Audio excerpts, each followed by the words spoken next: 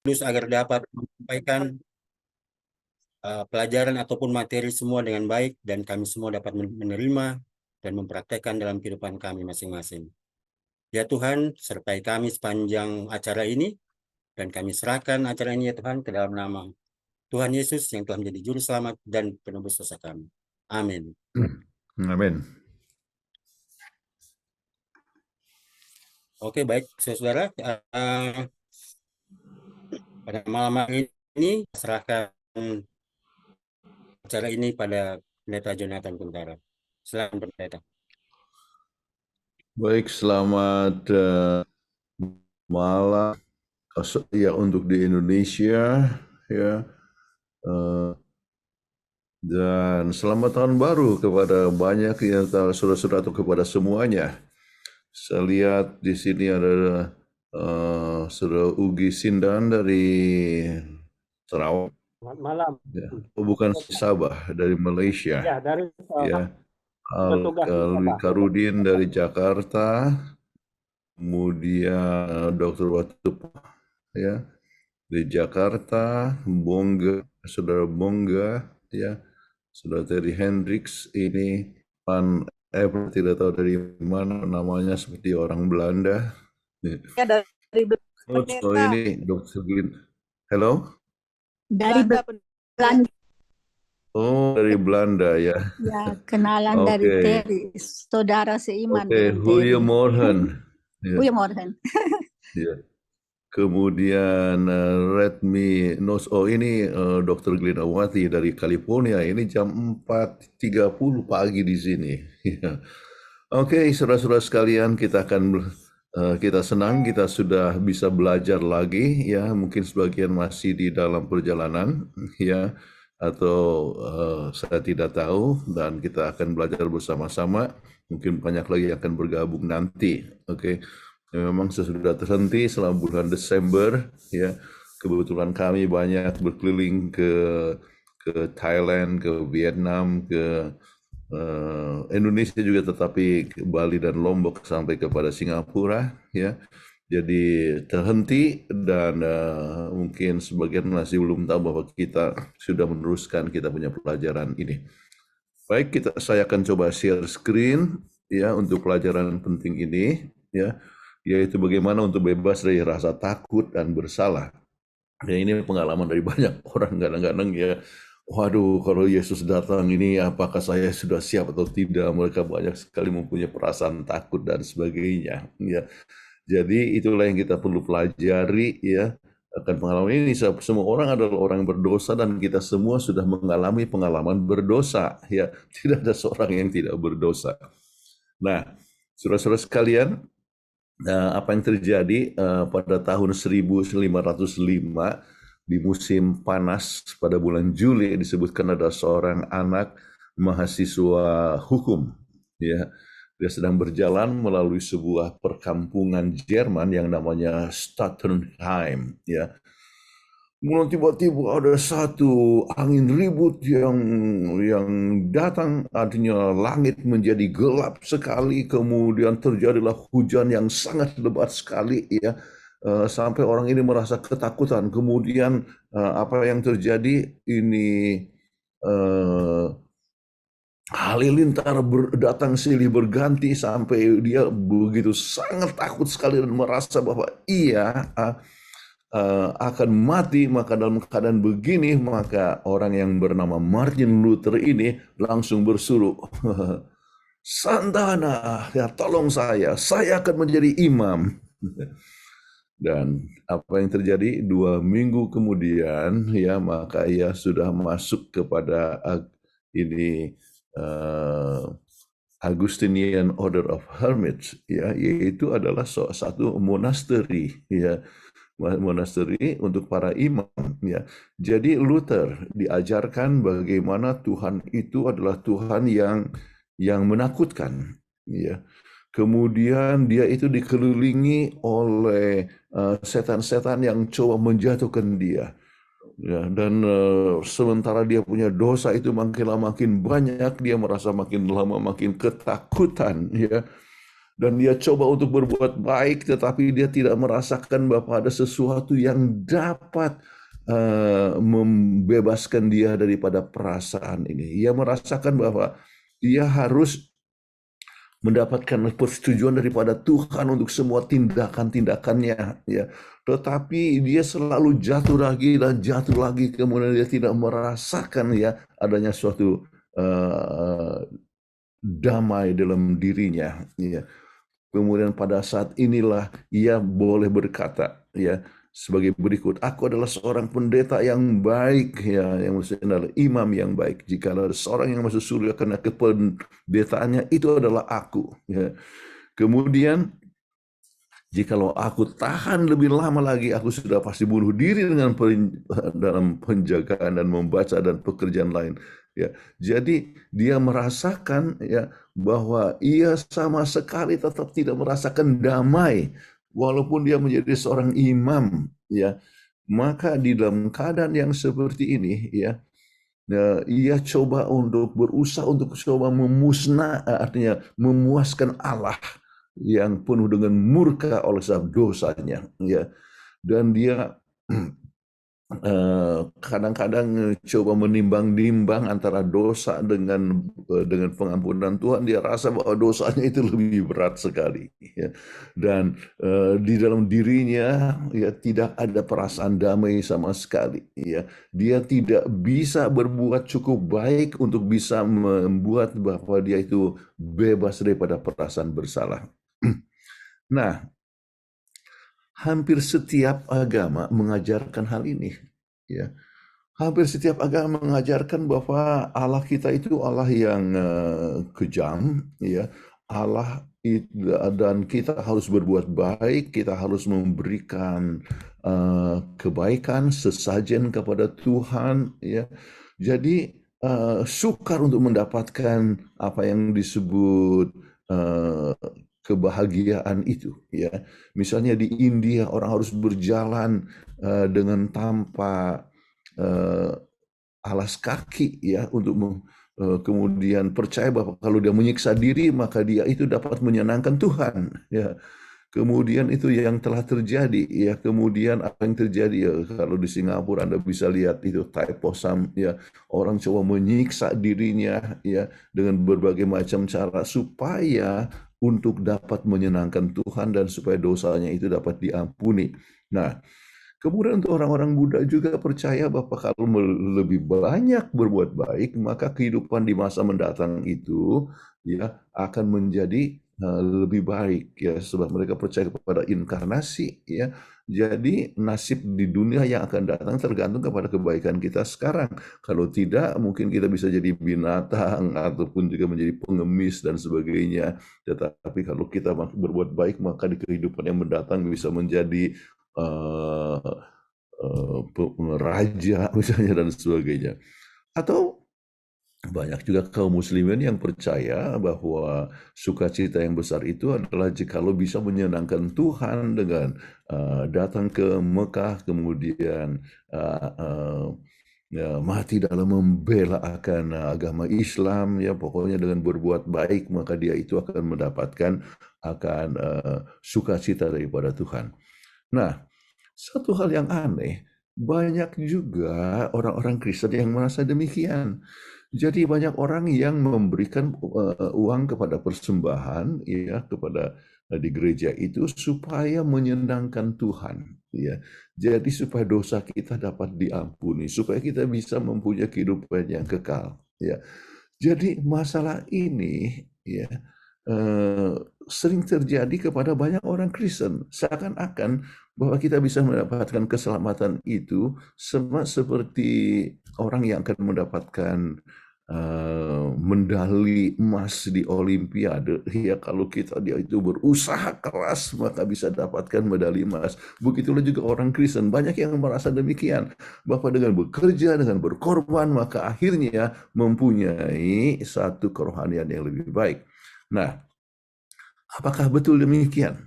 Ya, Jadi itulah yang telah dibuat oleh Luther. Dia mencoba, tetapi bagaimanapun dia berusaha, dia merasakan ada sesuatu perkara yang kosong.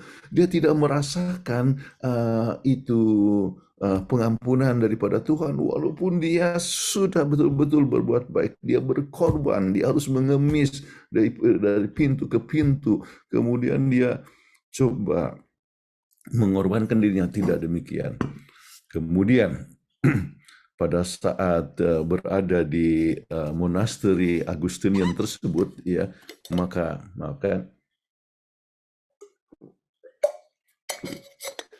ia menjadi delegasi ke Roma pada tahun 1510.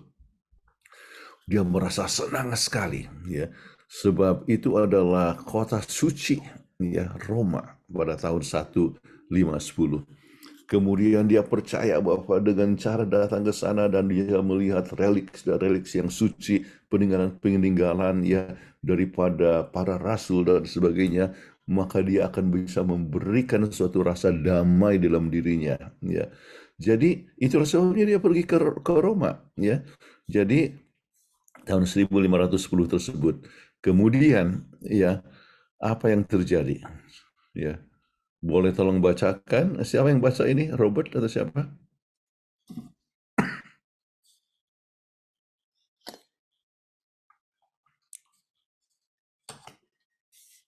Atau Ronald aja langsung. Ronald. Oke, Ronald sudah boleh baca. Suara saya terdengar ya? Oke, baik. Reformasi, sebuah narasi sejarah, halaman 24. Di Roma, aku seorang suci yang panik. Aku berlari melalui semua gereja dan bangunan bawah tanah.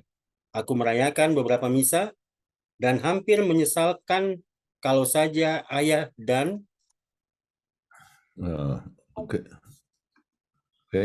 ayah dan ibuku masih hidup, karena aku akan dapat menebus mereka dari purgatori dengan misa-misa dan perbuatan-perbuatan baik dan doa-doa. Oke. Jadi dia coba untuk mengambil keputusan, ya. Kemudian untuk terus ya menunjukkan bahwa dia akan diterima oleh Tuhan. Dan salah satu ya yang dibuat adalah menaiki tangga Pilatus. Ya, ini gerejanya masih ada ya di Roma. Saya sudah berapa kali ke tempat ini ya.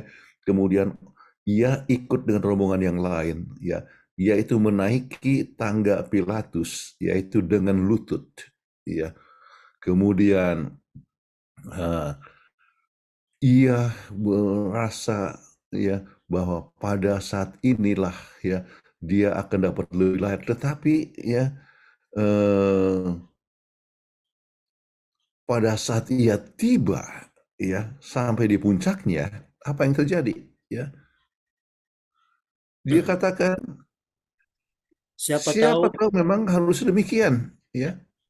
Apakah memang harus demikian ya? Itu yang ditulis di dalam dia punya buku di sini, Aku Berdiri, Kehidupan Martin ya, Luther ya. Apakah memang harus demikian ya? Bahwa supaya saya dapatkan selamat itu harus berjalan dengan lutut ya, menaiki tangga Pilatus yang 28 steps ya.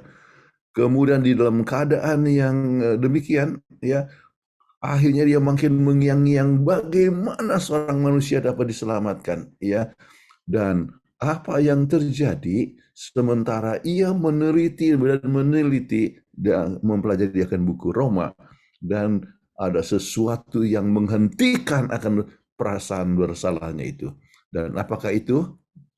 Ya, untuk mendapatkan pengampunan, maka ia dapatkan Roma 1 ayat 17. Boleh tolong baca, Ronald? Orang benar akan hidup oleh iman.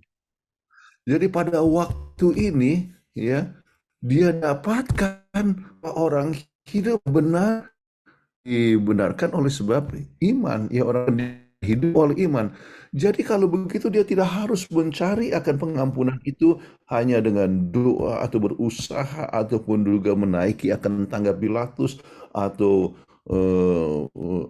atau dengan segala perbuatan-perbuatan yang lain, dia dapatkan bahwa langkah yang pertama untuk dapat kehidupan yang kekal, ya, adalah untuk mendapatkan iman, ya, yaitu iman daripada Tuhan, ya. Dan ini adalah satu perkara yang dia sudah pernah dengar sebelumnya, tetapi dia tidak pernah perhatikan. Akhirnya, ya, dia dapatkan bahwa langkah pertama untuk hidup abadi adalah melalui iman.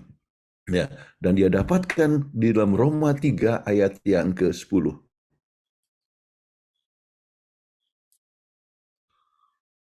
Kan? Tidak ada yang benar, tidak ada yang benar, seorang pun tidak. Ya, jadi dia dapatkan tidak ada yang benar, ya.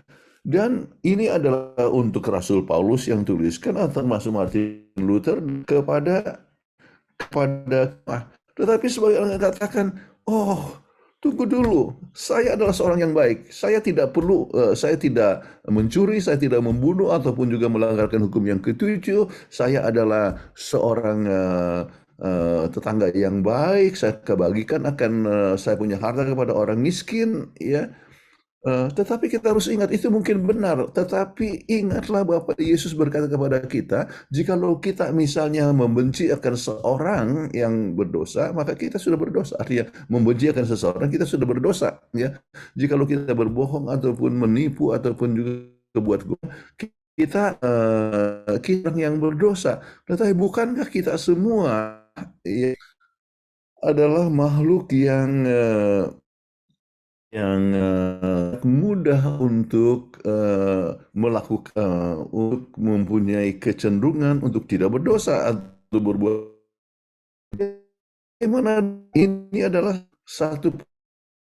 yaitu satu kebohongan yang putih. Kenapa? Ya, oleh sebab kita masing-masing menyadari bahwa kita, ya, adalah orang yang mempunyai kecenderungan untuk berbuat salah dan selalu melanggar Tuhan dari satu waktu ke waktu. Sering kita adalah menghadapi suami dengan tidak sabar, ya, tidak sabar dengan suami, atau kita adalah seorang pelanggar hukum, ya, dan melakukan berbagai macam pelanggaran. Nah, apa yang dikatakan di dalam Alkitab dalam 1 Yohanes 3 ayat yang keempat? Setiap orang yang berbuat dosa melanggar juga hukum Allah, sebab dosa ialah pelanggaran hukum Allah. Nah, itulah yang kita dapatkan, ya, bahwa setiap dosa mungkin saja hanya gosip saja, ya, atau melakukan suatu kesalahan, ya, atau berbohong, itu adalah satu dosa dan kita menjadi seorang pelanggar hukum, ya. Nah, dengan demikian kita bisa lihat, ya, sama seperti hukum daripada suatu negara, ya, ada suatu hukuman, ya, kepada orang yang melanggar. Dan apa hukumannya? Kita dapat lihat di dalam Roma 6 ayat yang ke-23. Silakan. Sebab upah dosa ialah maut. Oke, upah dosa adalah maut. Jadi kalau begitu kita semua adalah orang yang telah berdosa, kita semua telah berdosa, ya. Dan kita semua harus menerima akan kematian. Dan ini kita dapatkan bahwa banyak sekali tindakan yang melakukan banyak tindakan yang kita lakukan yang sudah menunjukkan bahwa kita adalah berbuat dosa. So bisa bayangkan, kalau kita buat 3 dosa dalam satu hari, ya, maka dalam satu tahun kita sudah melanggar 1095 dosa, ya, setiap tahun. Dan coba itu kalikan, ya, kepada umur kita, ya, misalnya kalikan kepada umur yang 50 tahun. Berapa banyak dosa yang kita sudah lakukan. Jadi itu adalah satu hal yang mengagetkan dan sering menyebabkan kita mempunyai perasaan bersalah. Jadi kita harus mengenal akan diri kita, ya. Dan di dalam pengenalan akan diri kita, ya, kita akan dapatkan, ya, bahwa kita memerlukan suatu obat, ya, untuk supaya kita dapat sembuh daripada penyakit dosa ataupun punya perasaan bersalah tersebut, ya. Kenapa? Oleh sebab Yesaya 59 ayat yang kedua mengatakan bagaimana? Tetapi yang merupakan pemisah antara kamu dan Allahmu ialah segala kejahatanmu. Jadi dosa kita memisahkan kita daripada Tuhan. Kita harus ingat bahwa ini Tuhan itu adalah pencipta, ya, sumber kehidupan, ya. Tuhan itu sumber kesehatan, sumber bahagia. Nah, berpisah daripada Tuhan itu berarti kita berpisah daripada sumber kehidupan. Kita berpisah daripada sumber kesehatan. Kita berpisah daripada sumber kebahagiaan atau damai sejahtera atau sukacita. Itulah sebabnya Martin Luther, ya, terus bergumul, dia tidak merasakan adanya suatu damai di dalam dirinya, ya. Jadi kita harus ingat bahwa Allah adalah sumbernya daripada kehidupan, ya. Dan oleh sebab sudah terpisah daripada dosa, ya, Adam dan Hawa itu oleh sebab sudah melanggarkan dosa, maka dia harus, ya, terpisah daripada Allah. Nah, maka apa yang dikatakan di dalam buku Roma ayat 12, silakan. Sebab itu sama seperti dosa telah masuk ke dalam dunia oleh satu orang, dan oleh dosa itu juga maut. Demikianlah maut itu telah menjalar kepada semua orang, karena semua orang telah berbuat dosa. Oke, jadi bukan dosa dalam maut, jadi maut menjalar kepada semua orang, ya, dan kita semua akan mati, ya. Ini bukan hanya mati oleh sebab dosa, tetapi oleh sebab upah dosa, yaitu mati untuk selama-lamanya, ya. Jadi ini adalah satu problem yang kita hadapi dalam suatu kehidupan. Kita ada di bawah hukuman dosa, yaitu kita adalah sebagai orang yang berdosa dan kita akan menerima kematian, ya. Tetapi apa yang kita dapatkan di dalam buku Roma 6 ayat 23? Sebab upah dosa ialah maut, tetapi karunia Allah ialah hidup yang kekal dalam Kristus Yesus Tuhan kita. Nah, upah dosa adalah maut, yaitu kematian untuk selama-lamanya, ya.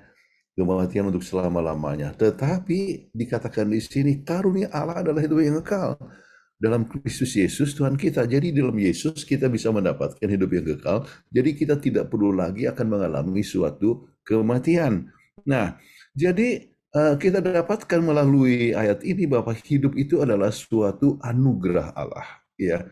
Jadi sesuatu yang Tuhan anugerahkan supaya kita bisa mendapatkan akan kehidupan. Nah, kehidupan, ya, itu dianugerahkan, dan keselamatan adalah satu anugerah daripada Tuhan. Itu adalah kasih karunia. Kita lihat di dalam Efesus 2:8. Sebab karena kasih kamu diselamatkan oleh iman, itu bukan hasil usaha, tetapi pemberian Allah. Itu bukan hasil pekerjaanmu. Jangan ada orang yang memegahkan diri. Jangan ada orang yang memegahkan diri. Ada orang yang kata, saya sudah tidak berdosa 5 tahun. Ya.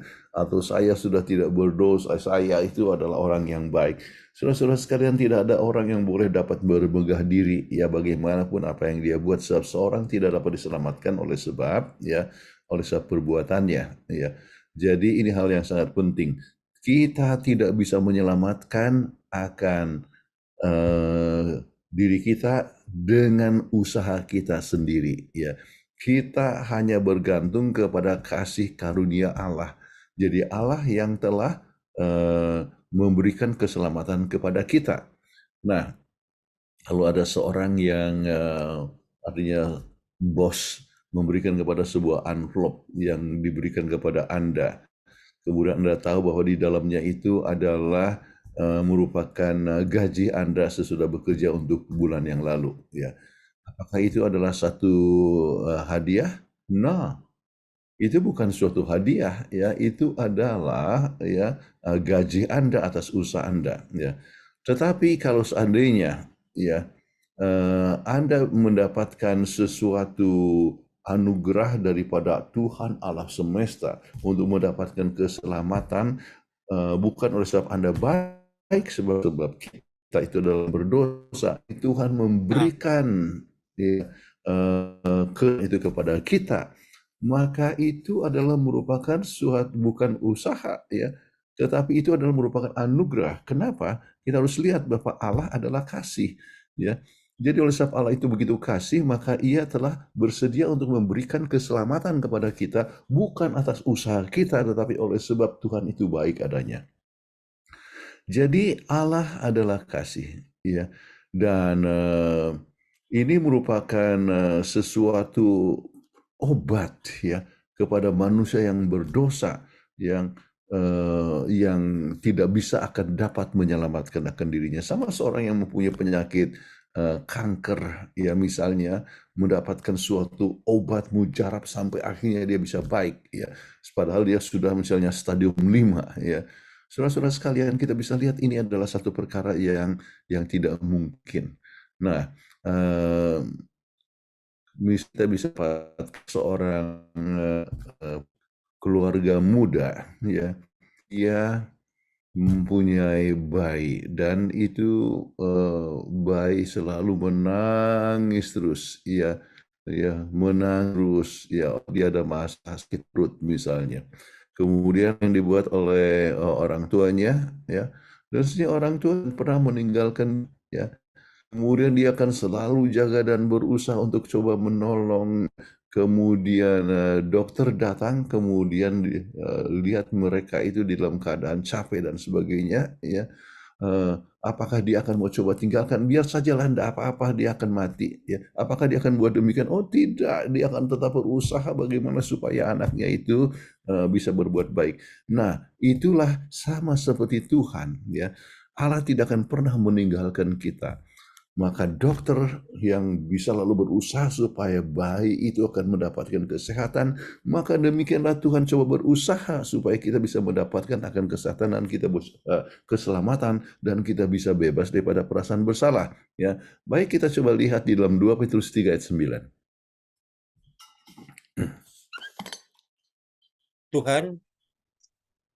Tuhan sabar terhadap kamu, karena Ia menghendaki supaya jangan ada yang binasa, melainkan supaya semua orang berbalik dan bertobat. Ini hal yang luar biasa sekali, ya. Tuhan sabar kepada kita. Berapa banyak perbuatan yang kita telah buat, ya, maka Tuhan itu tetap mencintai kita, ya. Jadi tidak peduli, ya, apakah Anda adalah orang yang baik atau orang tidak, orang yang jahat, ya, tetapi Tuhan mencintai Anda. Nah, kemudian Ia tidak merasa senang kalau ada manusia yang harus mati. Ia tidak senang, ya. Sebab Ia sesuatu ajaib kepada kita masing-masing. Tulus setiap melanggar itu harus mendapatkan hukuman, tetapi ya melanggar hukum Tuhan itu adalah satu perkara yang memisahkan kita daripada Tuhan, dan kalau kita terpisah daripada Tuhan, maka kita itu tidak bisa untuk menyelamatkan diri sendiri. Coba bayangkan, Ia adalah Tuhan yang mengasihi, tetapi Tuhan yang juga adil, dan itulah yang dikatakan oleh Alkitab misalnya di dalam Keluaran 34 ayat 6 dan 7. Silakan. Tuhan, Allah penyayang dan pengasih, panjang sabar, berlimpah kasihnya dan setianya, yang meneguhkan kasih setianya kepada beribu-ribu orang. Oke. Kemudian yang mengampuni kesalahan, pelanggaran dan dosa, tetapi tidaklah sekali-kali membebaskan orang yang bersalah dari hukuman. Oke. Jadi Tuhan itu mencintai dan selalu mengampuni. Dia itu mempunyai belas kasihan, ya.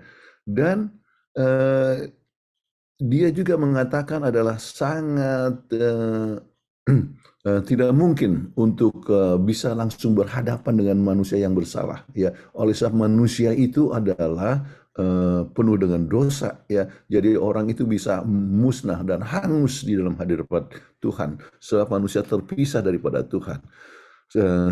Jadi apakah yang menjadi solusi untuk ini, ya? Ya, kita tidak dapat merubahkan hukum Allah, ya. Itu tidak mungkin, tetapi Allah di dalam, ya, kasihnya, ya, Dia harus tetap adil. Dia adil, tetapi Dia juga adalah penuh dengan kasih, ya. Maka hanya ada satu solusi supaya manusia yang berdosa ini, yang harusnya mati, ya, untuk mendapatkan keselamatan. Dan rahasianya terdapat dalam harus ada pengganti untuk yang sempurna, ya. Ada sebuah pengganti yang sempurna. Kita harus mati, tetapi harus ada yang mati untuk kita, dan yang harus kita yang memberikan akan hukum ini, menunjukkan hukum itu diturut dan dalam mengasihi dan cukup adil. Dan itulah yang kita bisa dalam Yohanes 3 ayat yang ke-16.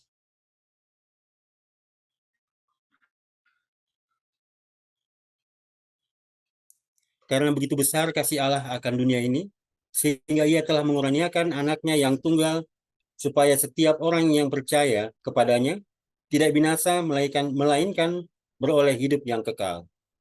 Ini hal yang luar biasa, kasih Allah, ya.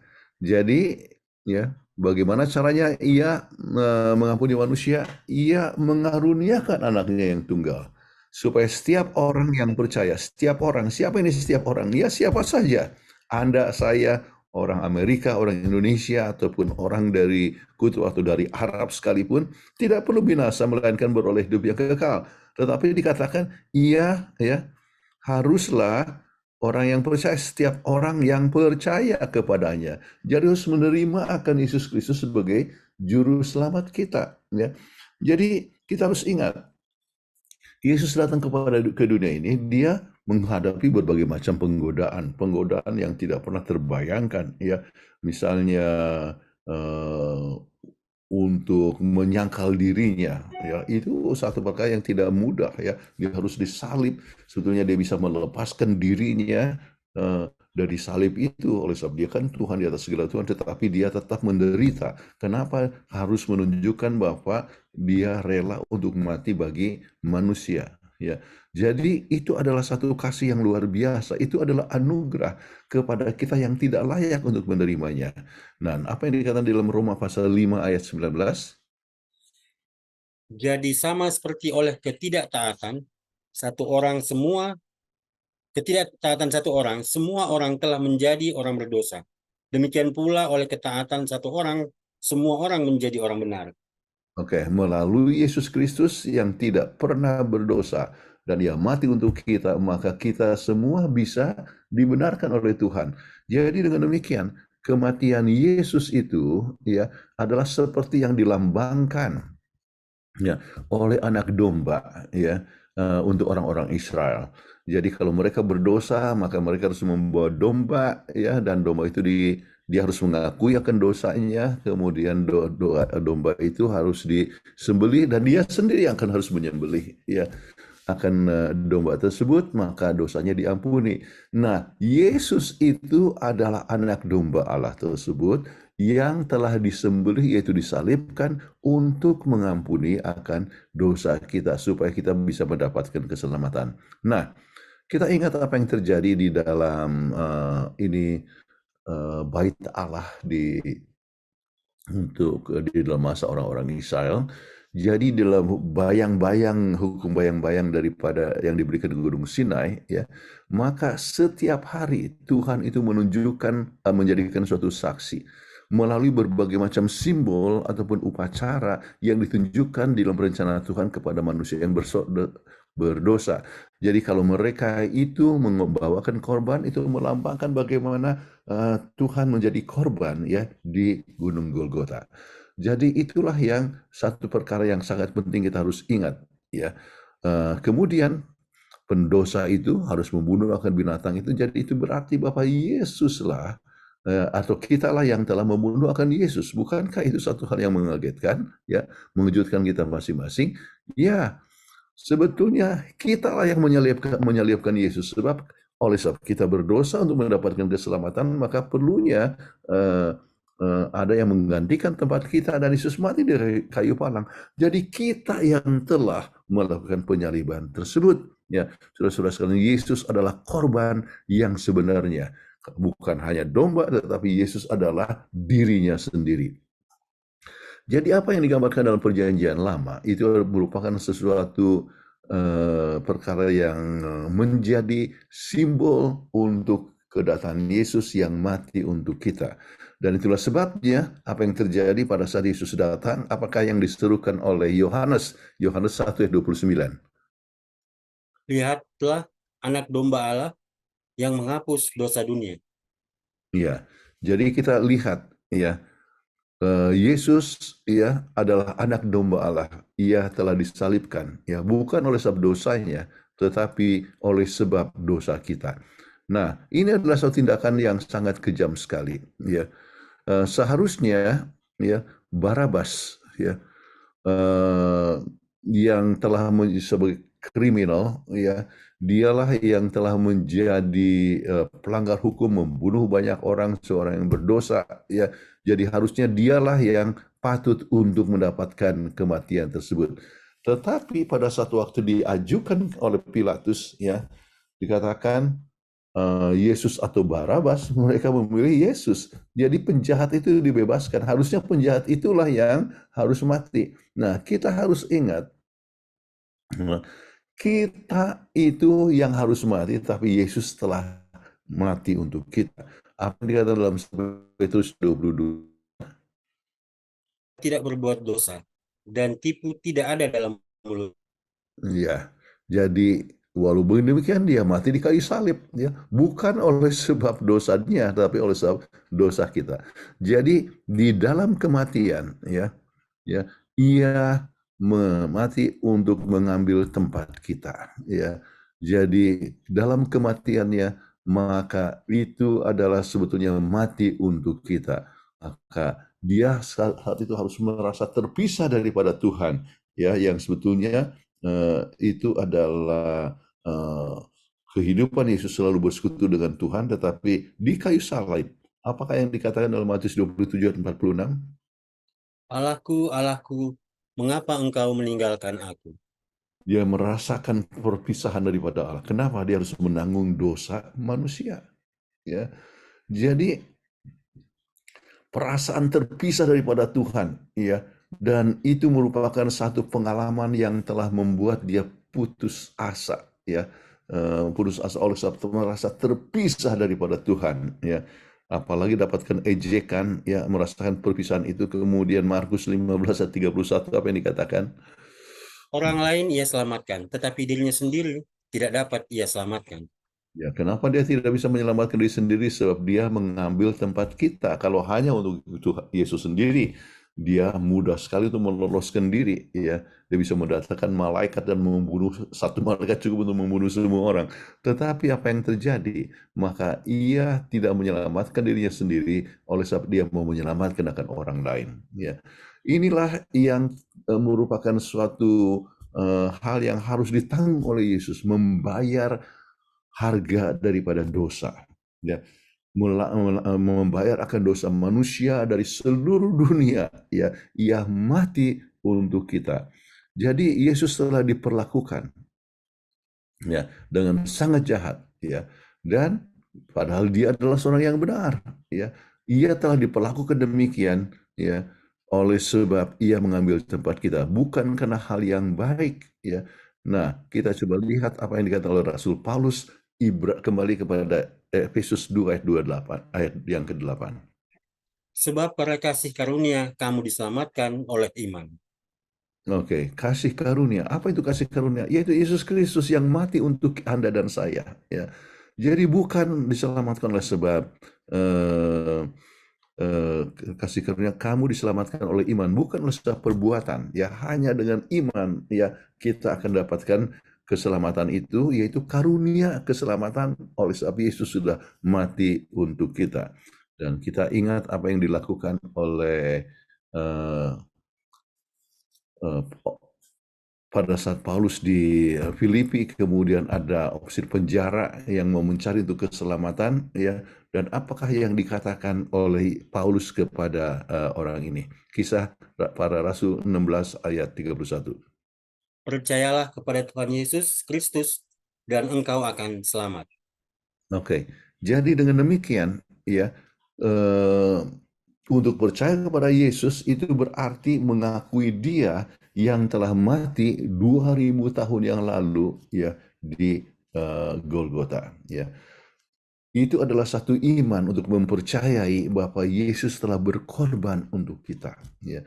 Kemudian kita bisa merasakan, ya, bahwa itu adalah satu kepercayaan bukan oleh sebab apa yang kita buat yang menyebabkan kita selamat, tetapi oleh sebab Yesus yang telah mati di Golgota untuk kita semua. Jadi saudara-saudara sekalian, kalau misalnya seorang kawan memberikan Anda kepada Anda hari ulang tahun, ya, hadiah ulang tahun, kemudian apakah Anda harus membayar balik kepada dia?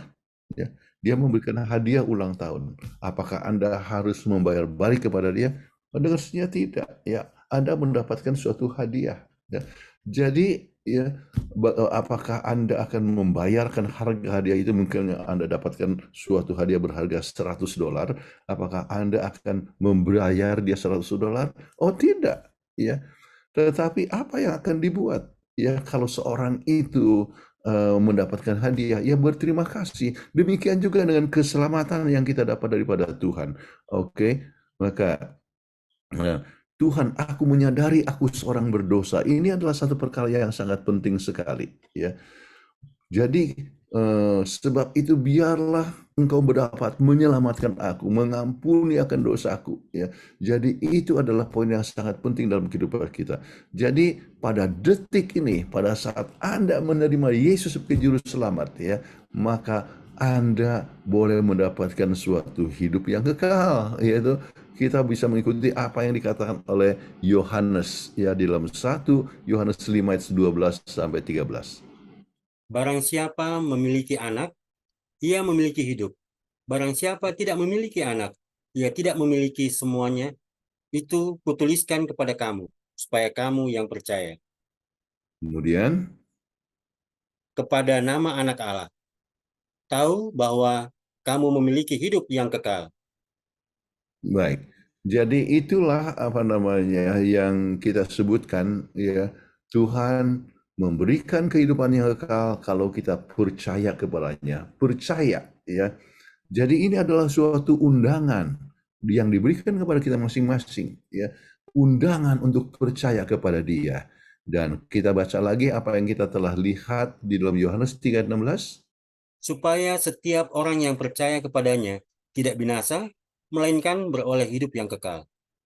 Jadi percaya, ya, tidak akan binasa, maksudnya kematian yang untuk selama-lamanya itu, tetapi kita akan beroleh hidup yang kekal. Jadi mungkin saja Anda merasa, ya, bahwa Anda adalah seorang yang tidak ada pengharapan, ya, hopeless, tidak ada pengharapan, oleh sebab selalu melanggar hukum Tuhan. Tetapi itu tidak benar. Yesus dapat mengubah keadaan kita, ya, yang tidak mungkin itu menjadi suatu kemenangan. Tidak ada satu kehidupan yang terlalu buruk, ya. Tidak ada satu dosa yang terlalu besar yang Kristus tidak dapat ampuni, ya. Oleh sebab Yesus waktu disalibkan di antara dua pendosa, ya. Tetapi apa yang terjadi waktu mereka dalam keadaan mau mati tersebut, satu orang, ya, menunjukkan bahwa ia bersimpati kepada Yesus, ya. Dan pada saat itu, ya, kita dapatkan, ya, dalam Lukas 23:34. Silakan dibaca. Ya Bapa, ampunilah mereka, sebab mereka tidak tahu apa yang mereka perbuat. Ya, jadi di kayu palang itu, melihat pendosa-pendosa yang telah menyalibkan dia, maka ia berkata, ya, ampunilah mereka sebab mereka tidak tahu apa yang mereka perbuat. Ia telah disiksa, ya, dan dia dipaku, ya, dengan paku yang panjang, dan kakinya juga dirapatkan kemudian dipaku, ya. Kemudian dia dalam keadaan menderita, setiap bernapas itu adalah perasaan yang sakit sekali, ya. Tetapi walaupun begitu dia dikatakan, ampunilah mereka sebab mereka tidak tahu apa yang mereka buat. Nah, dalam keadaan itu, ya, salah satu daripada mereka daripada dua orang penjahat itu, ya, maka ia memandang kepada Yesus dan dia melihat bahwa ada sesuatu yang luar biasa daripada Yesus, ya. Maka ia berkata kepadanya, ya, Lukas 23:42. Yesus, ingatlah akan aku apabila engkau datang sebagai Raja. Oke, jadi dia percaya Yesus adalah juru selamat, padahal dia sudah mati, Yesus juga sudah mau mati. Kemudian dengan segera menjawab perkataan, engkau akan bersama-sama dengan aku di dalam Firdaus. Satu janji yang luar biasa. Yesus telah memberikan janji tersebut, ya, kepada penjahat yang menerima dia di kayu palang. Dan Yesus juga memberikan janji kepada semua kita, ya. Sebab itu kita harus membuka hati kita kepada Tuhan, ya. Sebab ada suatu jaminan, ya. Jikalau kita percaya kepadanya, maka Yesus akan memberikan kepada kita hidup yang kekal. Kalau kita nanti satu waktu mati, itu adalah sebab, ya, akibat dosa. Ya, semua kita akan mati, tapi kita akan punya hidup yang kekal, hidup untuk selama-lamanya waktu Yesus datang yang kedua kali. Dan Yesus mengetuk hati kita masing-masing, ya, yaitu terimalah, ya. Kita harus buka pintu dan menerima Yesus supaya Ia boleh menjadi juru selamat kita, sebab hanya Dialah yang memberikan kepada kita jaminan keselamatan, dan kita tidak perlu punya perasaan takut, tidak perlu lagi mempunyai perasaan bersalah, tetapi kita dapat tetap berkembang di dalam penurutan, dan kita boleh tetap bersukacita dalam Tuhan. Kita harapkan bahwa ini boleh menjadi pengalaman daripada saudara-saudari dan saya, yaitu mempunyai keselamatan yang berasal daripada Tuhan. Silakan, ada pertanyaan? Oke, baik saudara-saudara. Kalau ada pertanyaan boleh langsung untuk buka mic dan open mic langsung memberikan pertanyaan.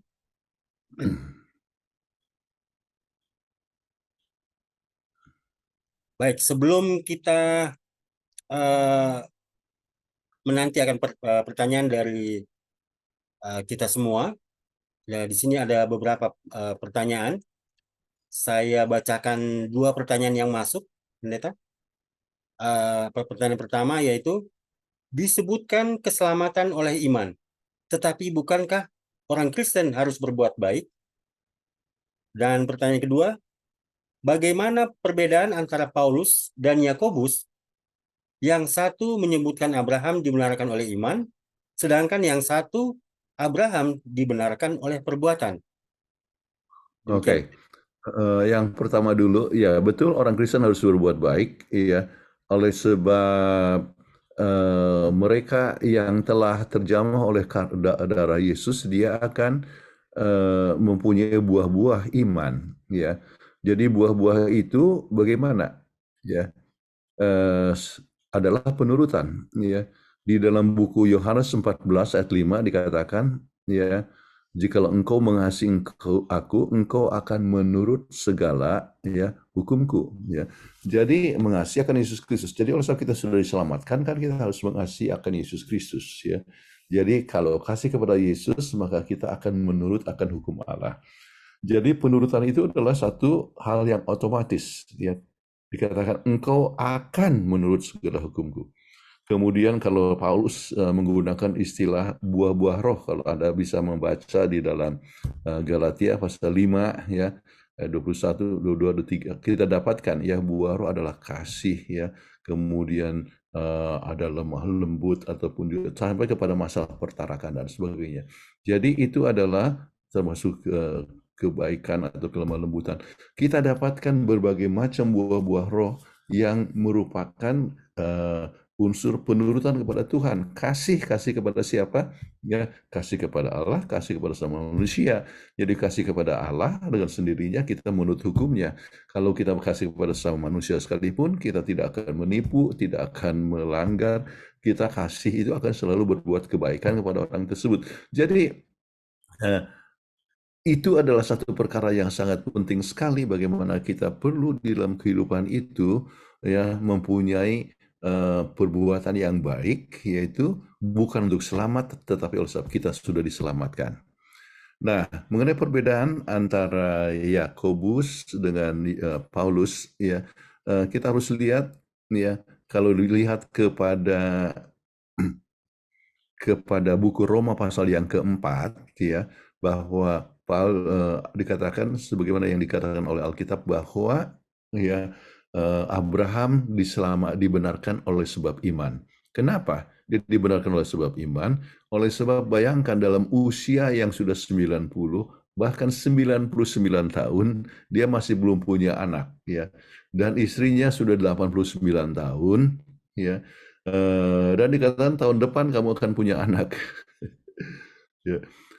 yaitu pada saat Sarah umur 90 dan pada saat si Abraham umur 100, ya. Itu tidak bisa tidak hanya dengan iman, ya. Dan Alkitab katakan bahwa dia percaya, ya. Dia percaya bahwa dia akan menjadi bapa orang percaya sampai disebut, ya, namanya apa? Abraham. Jadi kalau orang bertanya, ya, siapa namamu? Abraham. Artinya punya banyak anak. Jadi ditanya, berapa anakmu? Enggak ada. Bayangkan, saudara-saudara sekalian, dalam keadaan yang demikian hanya iman bahwa dia percaya bahwa dia akan punya banyak anak. Ya, jadi dia dibenarkan oleh sebab iman. Nah, kalau Yakobus katakan dia dibenarkan oleh sebab perbuatan, apa yang dikatakan demikian? Mengapa? Mungkin kita bisa baca di dalam buku ini, ya, Yakobus pasal 2 ayat 21. Bukankah Abraham bapa kita dibenarkan karena perbuatan-perbuatannya ketika ia mempersembahkan Ishak anaknya di atas mezbah, ya. Jadi saudara bisa lihat waktunya itu berbeda. Sebelum punya anak, dia dibenarkan dengan apa? Dengan iman, dia percaya dia akan punya anak. Tetapi sekarang apa? Dia dibenarkan oleh sebab perbuatannya oleh sebab dia siap mengorbankan anaknya, ya. Nah, mengorbankan akan anaknya. Jadi masa itu, ya, berbeda, ya. Dia dibenarkan dengan iman pada saat dia belum punya anak, dan sesudah punya anak dan dia siap mengorbankan anaknya, dia dibenarkan oleh sebab perbuatannya. Nah, bagaimana aplikasi kepada kita masing-masing, ya? Kita dibenarkan oleh sebab iman melalui apa? Yesus Kristus, kita percaya kepadanya hanya dengan anugerah Allah. Sesudah kita menerima Yesus, ya, maka kita perlu dihukumkan, ya, dengan perbuatan kita, ya. Nah, inilah satu perkara yang ingat. Apakah kita betul-betul terima Yesus? Kalau kita betul-betul terima Yesus, kita siap untuk menurut, ya. Sama seperti si Abraham ini, ya, dia siap untuk menurut dan mengorbankan anaknya. Itu yang dikatakan oleh Yakobus. Jadi Yakobus berbicara dalam Yakobus pasal 2 itu bagaimana iman tanpa perbuatan itu adalah kosong. Jadi kalau kita sudah menerima Yesus, maka harus dilihat perbuatan kita itu bagaimana, ya. Kalau perbuatan kita itu tetap melanggar hukum, sama seperti orang yang tidak menerima Yesus, ya. Ya, tetapi kalau misalnya seorang, ya, sudah mengenalkan Yesus, maka ia akan senantiasa iman itu bekerja dalam diri untuk menurut, ya. Ya, makanya disebut iman tanpa perbuatan adalah kosong. Mudah-mudahan itu dapat menolong pertanyaan yang telah diajukan. Baik, Pendeta. Mungkin ada lagi yang ingin memberikan pertanyaan.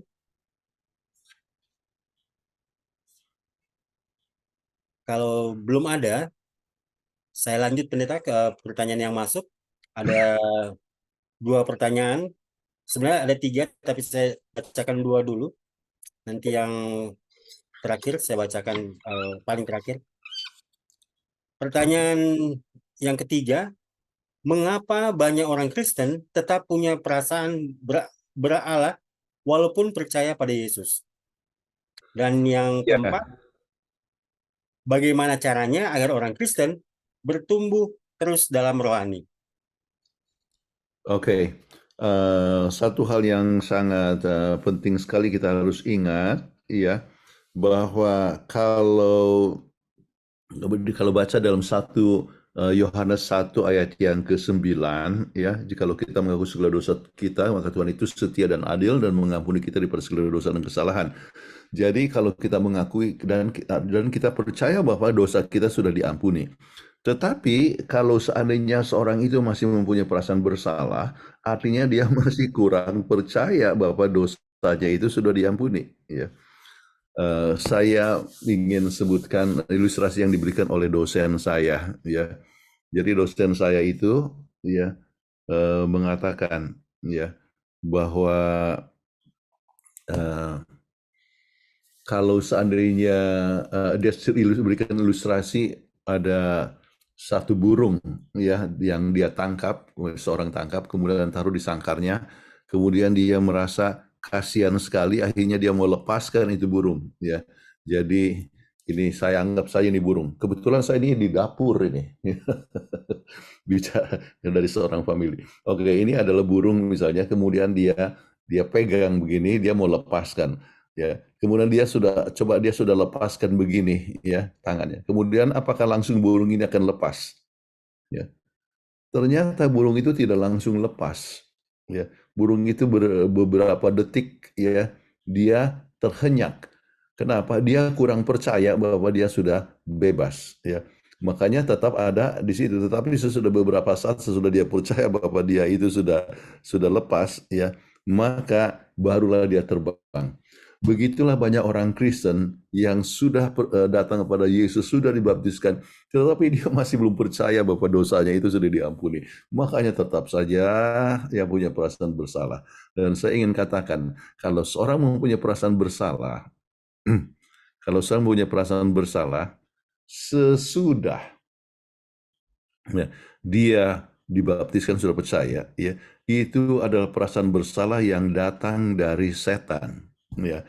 Kenapa setan yang selalu mengungkit-ungkit masa lalu kita? Ya, oh kamu tidak layak, kamu sudah berdosa, kamu tidak layak, ya kamu akan mati. Ya, jadi kalau itu terjadi perasaan bersalah dalam diri seorang, ya yang sudah percaya, ya maka itu perasaan bersalah yang datang daripada setan. Ya, tetapi kalau perasaan bersalah sebelum menerima Yesus itu datang daripada Tuhan untuk sebab Roh Kudus menyadarkan kita bahwa kita adalah orang berdosa. Tetapi kalau sudah diselamatkan, maka yang mungkit-mungkit itu ya adalah setan ya. Jadi kita jangan percaya kepada kuasa setan. Jadi kita harus percaya, datang saja ya kepada Tuhan. Oke. Datanglah kepada Tuhan, kemudian ya kita boleh mempunyai satu hidup yang baru. Oke. Baik. Yang kedua, bagaimana kalau tidak salah pertanyaan itu supaya kita tetap bertumbuh di dalam kerohanian? Pertanyaan yang keempat. Oke. Untuk bertumbuh, kita lihat dalam Yohanes 15 ayat yang keempat. Ya. Tinggallah dalam aku dan aku di dalam kamu. Sama seperti ranting tidak dapat berbuah, ini ayat yang keempat ya. Dari dirinya sendiri, kalau ia tidak tinggal pada pokok anggur, demikian pula kamu tidak berbuah. Jikalau kamu tidak tinggal di dalam aku. Ya.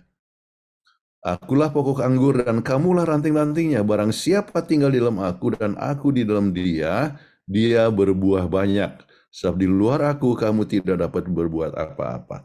Jadi kalau begitu untuk bertumbuh, bagaimana supaya akhirnya berbuah, buah kasih, ya kelemah lembutan, ya damai sejahtera, kemudian pertarakan. Bagaimana? Tinggal di dalam Yesus Kristus. Apa maksudnya tinggal dalam Yesus Kristus? Penyerahan yang penuh, dan memberikan waktu kepada Tuhan untuk bekerja dalam diri kita. Apa maksudnya memberikan waktu kepada Tuhan untuk bekerja dalam diri kita? Memberikan waktu dengan membaca firman Tuhan, dengan berdoa. Maka firman Tuhan itu akan berbicara kepada kita untuk dapat bertumbuh. Kalau orang Kristen tidak membaca firman Tuhan, maka ia tidak akan bertumbuh. Ya. Jadi perlunya penurutan kepada Tuhan. Ya. Dan kita akan mempunyai penurutan kepada Tuhan dengan memberikan waktu kepadanya. Jadi Tuhan yang bekerja di dalam diri dia. Mudah-mudahan itu menjawab dua pertanyaan yang telah diajukan. Baik, terima kasih Pendeta untuk jawabannya. Kami masih memberikan kesempatan kepada kita semua apabila masih ada pertanyaan, boleh langsung open mic untuk memberikan pertanyaan.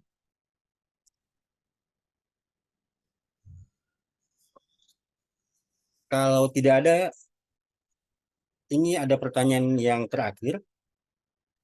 Seharusnya bagaimana hubungan antara iman dan perbuatan? Itulah Pendeta. Saya ulangi lagi, seharusnya bagaimana hubungan antara iman dan perbuatan? Ya, kita sudah baca tadi dari Yakobus pasal 2 bahwa iman tanpa perbuatan itu adalah kosong. Ya, jadi iman itu harus menghasilkan akan perbuatan. Perbuatan itu bukan untuk supaya dia selamat, tetapi oleh sebab dia sudah selamat. Mungkin saya bisa berikan ilustrasi ya. Waktu kami tinggal di Singapura, itu di Singapura ada apa yang disebut restricted area.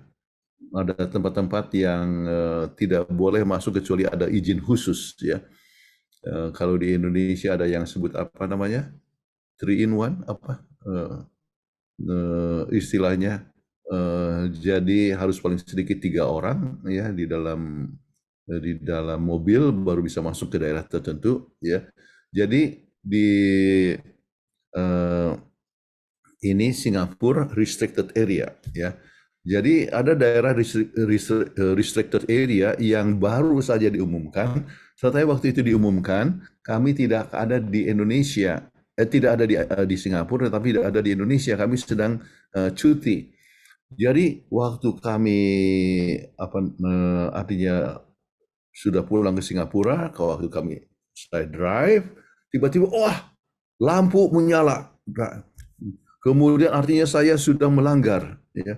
Kemudian apa yang terjadi beberapa 2 minggu kemudian saya dapatkan surat. Anda sudah memasuki daerah terlarang ya. Pada hari ini jam sekian ya. Anda harus bayar $50. Jadi oleh sebab saya sudah melanggar.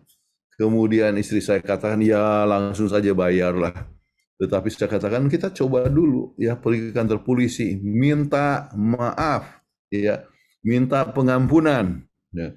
Jadi saya punya paspor, saya punya Rebowes, kemudian juga surat panggilan, ya, surat bahwa kami harus bayar $50. Ya. Kami pergi ke kantor polisi dan kami cerita, kami tunjukkan paspor. Waktu itu peraturan diberikan, kami ada di Indonesia, ya. Jadi mohon pengampunan, ya, ya saya memohonkan anugerah. Kemudian apa yang dikatakan oleh polisi itu? Polisi ini katakan, saya ampuni kamu. You are forgiven, but please obey the law. Ya, jadi kamu diampuni, tetapi kamu harus menurut akan hukum lalu lintas kemudian hari. Jangan melanggar lagi. Nah, ini poin yang sangat penting ya. Kita diselamatkan oleh sebab iman, sesuai itu jangan melanggar lagi. Jadi sama seperti apa yang Yesus katakan kepada seorang wanita yang kedapatan berzina, maka apa yang dikatakan, aku tidak menghukumkan kamu ya, engkau diampuni, tetapi ya go and sin no more. Ya, jangan berdosa lagi. Ya, jadi kita harus bertumbuh dalam iman ya, dan itulah hasilnya kita bisa mempunyai kuasa untuk menurut. Mungkin kita jatuh lagi ya. Sebab kehidupan kekristenan itu adalah kehidupan yang jatuh bangun ya. Jatuh lagi kita memohonkan pengampunan, bertumbuh lagi, makin lama makin bagus. Jadi hidupnya itu makin artinya kalau dulu itu kan menurun ya, melanggar hukum terus, tetapi dia naik. Mungkin melanggar satu, kemudian naik lagi, langgar makin lama makin naik, makin lama makin bertumbuh, makin lama makin menurut, sampai seorang tidak mau lagi melanggar. Kita harus punya pengalaman sampai seperti orang yang sudah berhenti merokok 20 tahun, mana dia bisa bertahan dengan asap rokok. Ya, nggak bisa lagi. Kami yang tidak merokok tidak bisa merasa. Jadi tidak bisa tidak bisa merasa senang berada dalam lingkungan perokok. Nah, kita tidak mau lagi berdosa dan kita akan membenci akan dosa. Ya, dari kenapa? Oleh sebab kita sudah bertumbuh di dalam Yesus Kristus. Kita tidak mau lagi menyakiti akan hati Tuhan. Jadi itulah perbuatan yang sangat penting dalam kehidupan kita. Baik, kalau tidak ada pertanyaan, ya langsung pendeta closing statement dan tutup dengan doa. Baik, Bapa dalam surga, kami bersyukur oleh sebab Tuhan yang kami sembah adalah Tuhan yang menyelamatkan kami, yang bahkan mati untuk kami. Biarlah kami tidak akan pernah menyia-nyiakan akan pengorbanan Yesus Kristus. Biarlah kami dapat terima Yesus sebagai Juru Selamat dan kami dapat bertumbuh di dalam Yesus Kristus. Biarlah Engkau sendiri yang akan bertata di hati kami. Dan dengan Yesus yang bertata dalam hati kami, maka kami akan rindu untuk menurut. Kami akan setia kepada Tuhan, setia kepada keluarga, setia kepada peraturan-peraturan dalam masyarakat. Kami akan menjadi saksi-saksi bagi Tuhan oleh sebab Yesus yang menjadi kekuatan bagi kami masing-masing. Tuhan berkati akan semua pemirsa dalam mempunyai pertumbuhan kerohanian. Bila kami dapat terus mengenalkan Tuhan, kami dapat terus bertumbuh dalam kasih karunia, dan kami tersedia untuk kedatangan Yesus yang kedua kali. Kami mohonkan doa ini dalam nama Yesus Kristus Juru Selamat kami. Amin. Amin.